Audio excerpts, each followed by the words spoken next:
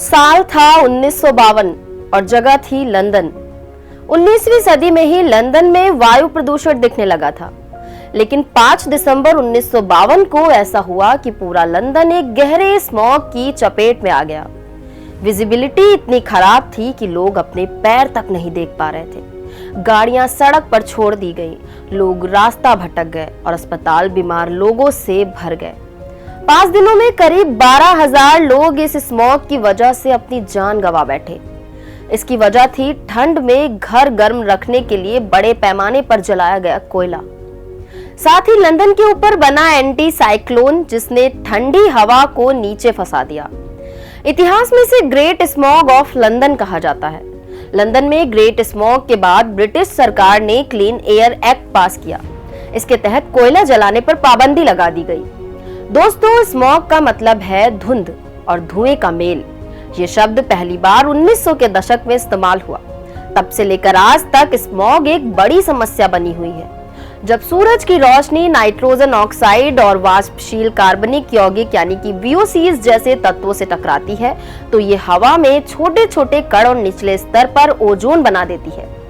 इसे ही हम photochemical smog कहते हैं। इन नाइट्रोजन ऑक्साइड का सबसे बड़ा स्रोत है गाड़ियों से निकला धुआं, कोयले से चलने वाले बिजली घर और कारखाने। वही वाष्पशील कार्बनिक यौगिक यानी VOCs गैसोलीन, पेंट और सफाई में इस्तेमाल होने वाले सॉल्वेंट्स से आते हैं। दिल्ली में पिछले कुछ दिनों से स्मॉग की चादर ऐसी छाई हुई है कि चारों तरफ बस धुंध ही धुंध है। हवा की क्वालिटी यानी AQI खतरनाक स्तर पर पहुंच चुकी है। लेकिन सवाल यह है कि आखिर ठंड में ही स्मॉग इतना क्यों बढ़ता है? दरअसल उत्तर भारत में मानसून के बाद के महीनों में पॉल्यूशन बढ़ जाता है। इसका बड़ा कारण है विंटर इन्वर्जन। सर्दियों में ठंडी हवा नीचे फंस जाती है और ऊपर गर्म हवा जमा हो जाती है। इससे प्रदूषण नीचे ही बना रहता है। लेकिन दिल्ली NCR में हालात और भी खराब क्यों हैं? इसके कई कारण हैं। पहला है भौगोलिक स्थिति। दिल्ली एक घाटी की तरह है जहां प्रदूषित हवा फंस जाती है।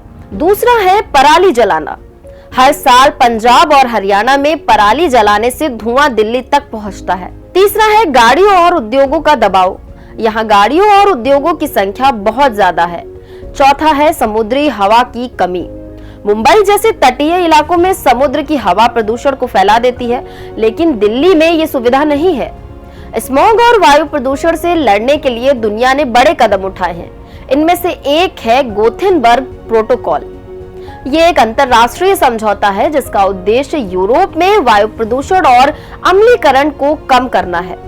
इसके तहत सल्फर डाइऑक्साइड यानी SO2, nitrogen oxide NOx, ammonia NH3 और VOCs के उत्सर्जन पर सीमाएं तय की गई हैं। देशों को अपनी राष्ट्रीय उत्सर्जन सीमा में रहकर काम करना होता है। पर्यावरण की रक्षा के लिए सबसे बेहतरीन तकनीकों का इस्तेमाल प्रोत्साहित किया जाता है।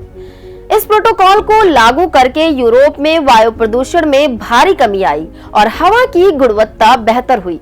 भारत भी इससे काफी कुछ सीख सकता है। दोस्तों, स्मॉग सिर्फ एक मौसम की समस्या नहीं है, ये हमारी आदतों और लापरवाही का नतीजा है।